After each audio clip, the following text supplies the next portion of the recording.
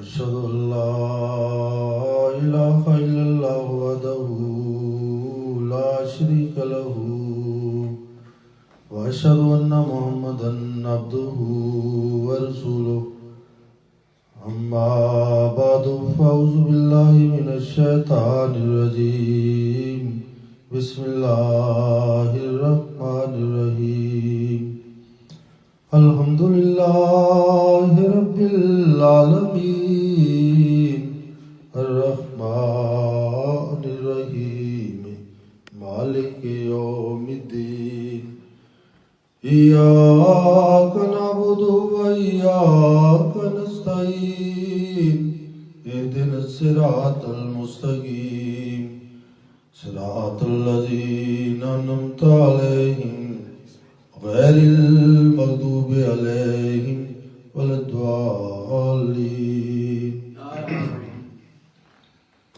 يا أيها الإنسان إنك كادح إلى ربك كدحا فملاقيه واعبدوا الله ولا تشركوا به شيئا وبالوالدين إحسانا وبذي القربى واليتامى والمساكين والجار ذي القربى والجار الجنوب والصاحب بالجنب وابن السبيل وما ملكت أيمانكم إن الله لا يحب من كان مختالا فخورا.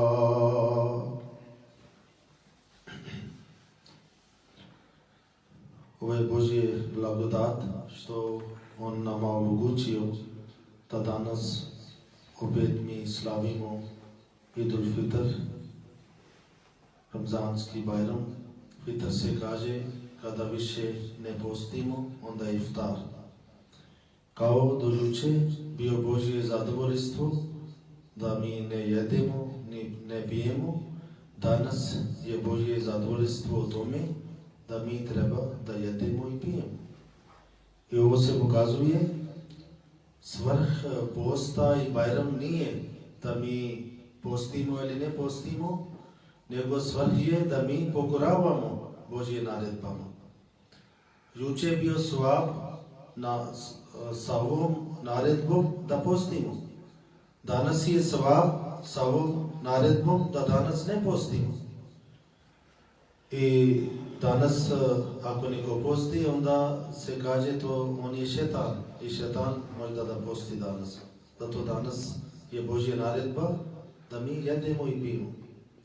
Tokom mjesec Ramazan mi smo bili dužni da više obožavamo Boga, da redovno obavljamo namaz, da se postimo, da činimo zikar. I danas kada mi slavimo Bajram, to ne znači da danas mi smo odrekli od ovih svih stvari što smo radili do juče, osim posta, drugi stvari treba da mi nastavimo. Ovo je isto i razlika među naš blagodani i blagodani od drugi nacije. Obično, svaki dan mi klanjamo 5 namaza. Ali kada dođe ovo Bajram, kada mi slavimo, onda Božja naredba je da danas treba da klanjamo 6 puta. I to se pokazuje kada imamo radost, kada nešto slavimo, ne smijemo da zaboravimo Boga, nego više treba da obožavamo Boga. I treba da se pokušavamo da približavamo prema svom Gospodaru. Allah kaže, o čovječe, ti se zaista moraš mnogo truditi prema Gospodaru svom. I onda ćeš se sresti sa njim. To znači, ako mi želimo da Allah prihvati naš molitve, ako mi hoćemo da mi budemo blizu Boga, to ne može da samo mi kažemo da mi hoćemo, nego treba da mi potpuno trudimo. Bez truda ne može da čovjek stigne do svog gospodara. Bez obožavanja ne može da Allah prihvati naš molitve. I taj obožavanje su trajne. Namaz je trajno do naš smrt. Jedan čovjek dolazio kod Hazrat Mirza Bashiruddin Mahmud Ahmad, koji je bio drugi halifa u našoj džamati, običani sin od imama Mahdi alejhi selam, prije njegov rođenje. Allah dao radosni vijest i rekao da će biti on mudar i poznati, on će služiti islam, njegovo ime će stići do kraja svijeta. I kada je on bio halifa, jedan čovjek dolazio kod njega i rekao, neki musliman, šta vi mislite ako mi smo u brod i taj brod već stigla do obala, da li pametno je da mi stojimo u brod ili treba da izađemo vani? I halifa odmah shvatio šta hoće da on kaže. On rekao, ako ti si na ovo brod ko plovi, koja ima obala, onda je pametno da izađe. Ali ako je takav mora koja nema obala, koja nema kraj, onda čim izađeš, otopit ćeš. I njemu bio čudno kako je on odgovorio. I taj čovjek mislio, ovo kroz namaz mi stignemo do Boga, ali kada smo stigli, kada smo našli, onda više nama ne treba namaz. I halifa onda odgovorio za takav način da njemu bio čudno kako može da on uhvatio i on saznao šta hoće da čovjek kaže. To znači, ima neki takozvani među muslimanima vođe koji kažu, sada vama nije potrebno namaz, mi ćemo praviti šefat, mi ćemo posredovati za vas kod Boga, vi samo imate povjerenje na nama i onda kažu, mi smo već stigli do neki nivo, nama ne treba više namaz, ne treba više molitva. Takvi tvrdnja su lažni tvrdnji, zato što Bog je bez kraj, Bog nema kraj i ne može da mi stignemo do kraja kada je on je takav naš gospodar. Zato ne smijemo nikad misliti da smo dovoljno obožavali. Ne smijemo nikad misliti da smo postili kako treba, nego treba da budemo ponizni da bi Allah primi naš trud. Jedan Jevrije i musliman, oni su svađali. Jevrije rekao, moj poslanik je veći, on ima više statut. I musliman rekao, naš poslanik ima veći statut. I kada je Jevrije malo bio tvrdo u tome, musliman njega udario. I taj čovjek dolazio kod časni poslanik sallallahu alejhi ve sellem i rekao, ovako musliman ponašao, udario mene. I poslanik rekao, la tufazzaluni ala Musa, nemoj da mene dadnete prednost ili veličansnost nad Musa. Poslanik imao veličansnost, poslanik bio šta se tiče na vrh, gdje bi može da bude neki čovjek, ali njegov statut bio veći nego statut od malih. Ali on bio ponizna osoba. On rekao, nemoj da mene date prednost zbog osjećenja za drugi ljudi. Oni voli Musa alejhi selam, oni nisu prihvatili mene kao poslanik. Oni voli svoje poslanik, ali treba da mi poštovamo njihovo mišljenje.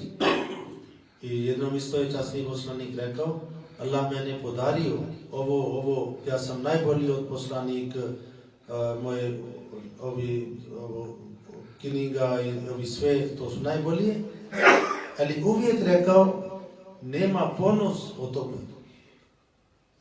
A toliko bio on ponizna osoba. I zato neki ljudi, kada obožavaju par dana, oni misli da mi smo negdje stigli, mi smo napravili, mi smo ispunili ovo svrh.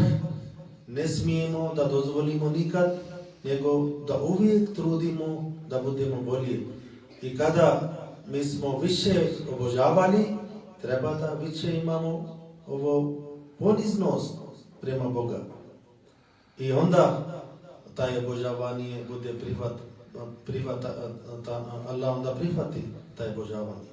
Ali ako naš namaz bude radi pokazivanja, ako naš post bude radi reklama, onda nema nikakvi sva u tom.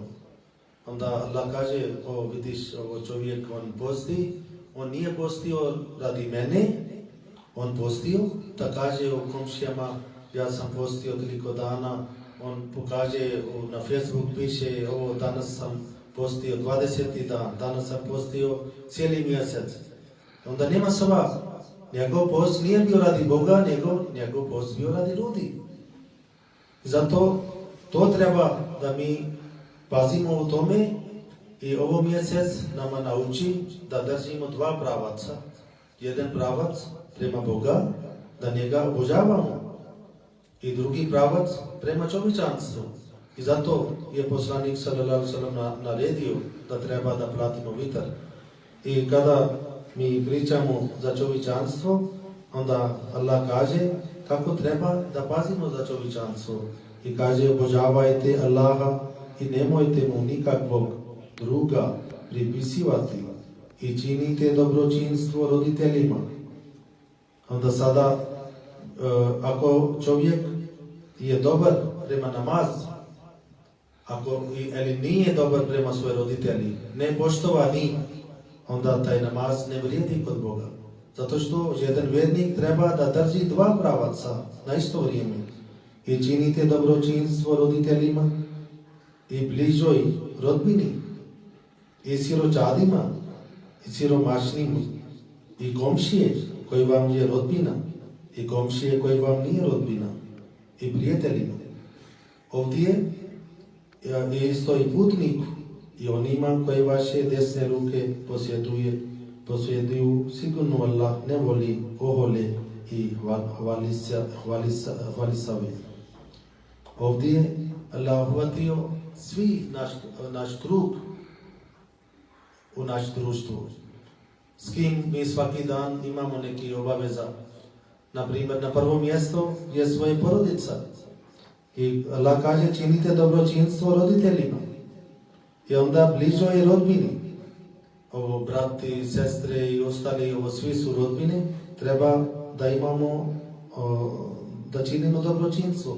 Kada se kažemo činite dobročinstvo, na arapskom jezik ovo riječ je esan. Esan to znači kada čovjek nešto radi više nego koliko neko služi. Naprimjer, ako ste uzeli neki radnik i vi ste govorili da ćete platiti, naprimjer, 1000 dinara i kada je on završio posao, ako platite 1000 dinara, to je kao pravda. Tako treba da bude. To je najmanje treba da bude. Ali ako date njemu nešto više, onda to je dobročinstvo. To znači njemu ne pripada taj dio, ali vi ste njemu dali više koliko on služi. I na primjer, ovo dobročinstvo postoji na svaki stvar. Na primjer, ako smo postili, ovo je 30 ili 29 dana, ovo je kao pravda, ovo je obaveza. Ali mimo toga, ako postimo, onda to dođe kao nafel posta. I to dođe kao dobročinstvo. Isto na namaz, kada klanjamo 5 dnevne namaza, to je farz namaz, ovo je kao pravda, to treba najmanji stepen treba da redovno obavljamo 5 namaza. Ali ako dodamo još nafel namaz, to dođe kao dobročinstvo. I zato ovo dobročinstvo puno vrijedi u islamu. I za svaki dio imamo dobročinstvo.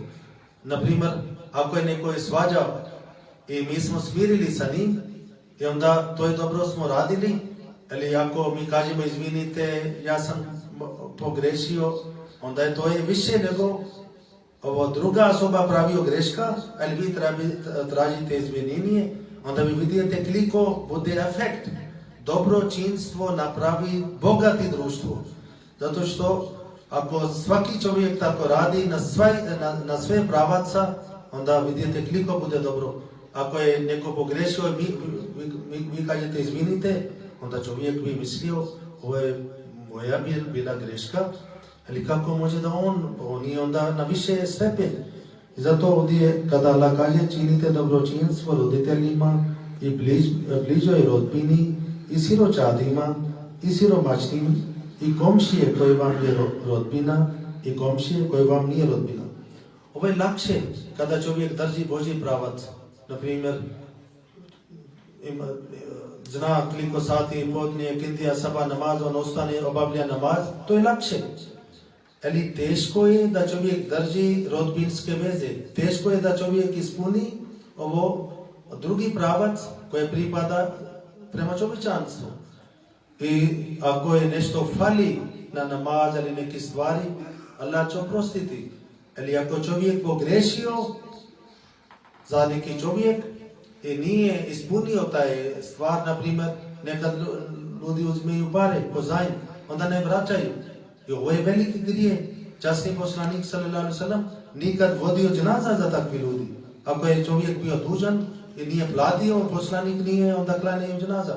Osim ako je bio neki takvi slučaj da on znao, onda on rekao da prve smirite njegov dug i onda bio dženaza. Nije bio dženaza prije nego da se smiri dug.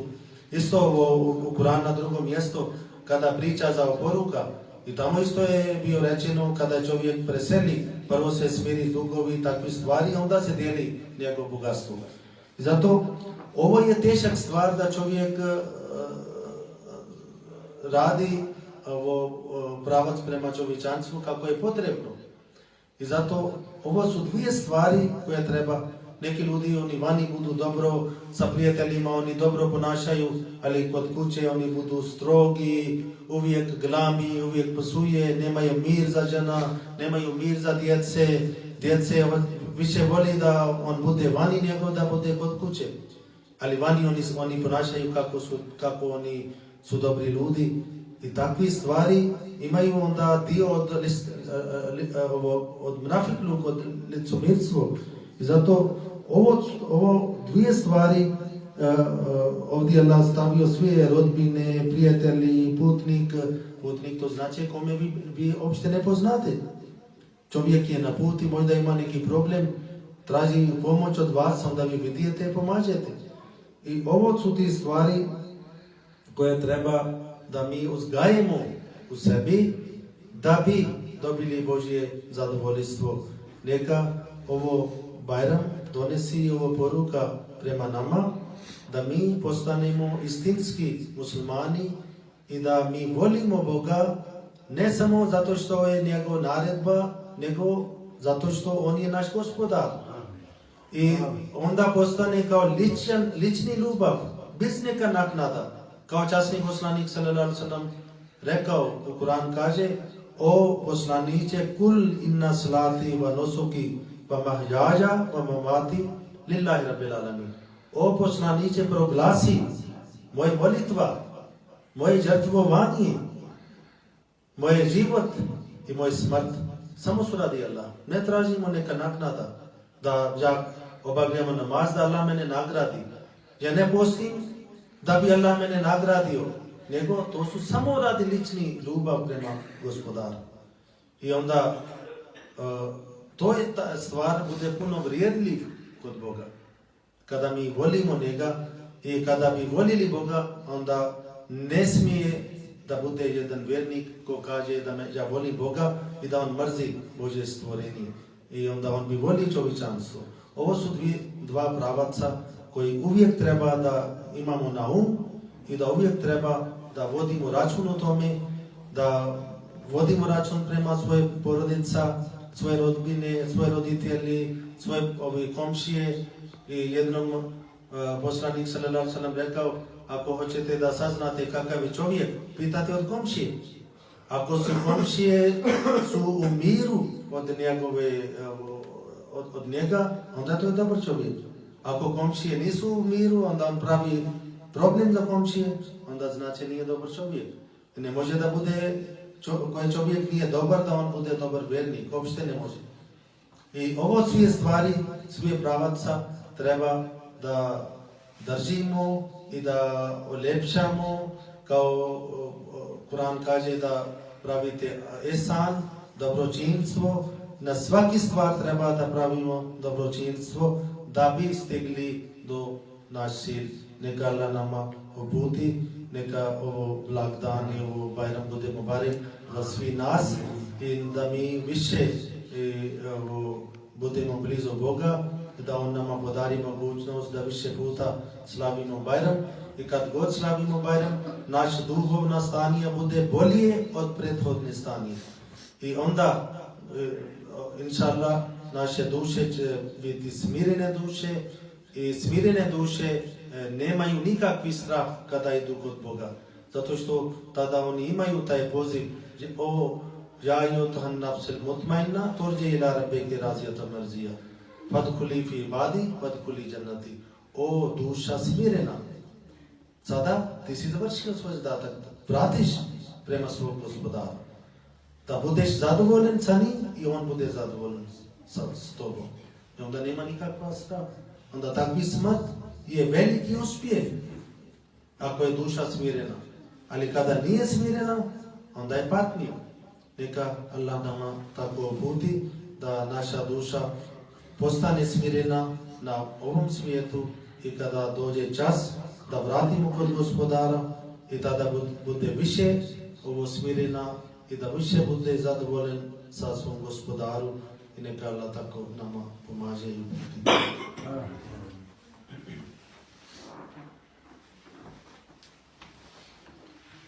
Alhamdulillahi nahmaduhu wa nasta'inuhu wa nastaghfiruhu wa nu'minu bihi wa natawakkalu alayhi wa na'udzu billahi min shururi anfusina wa min sayyiati a'malina man yahdihillahu fala mudilla lahu wa man yudlilhu fala hadiya lahu wa nashhadu an la ilaha illallah ونشهد أن محمدا عبده ورسوله عباد الله رحمكم الله إن الله يأمر بالعدل والإحسان وإيتاء ذي القربى وينهى عن الفحشاء والمنكر والبغي يعظكم لعلكم تذكرون اذكروا الله يذكركم وادعوه يستجب لكم ولذكر الله أكبر. दुआ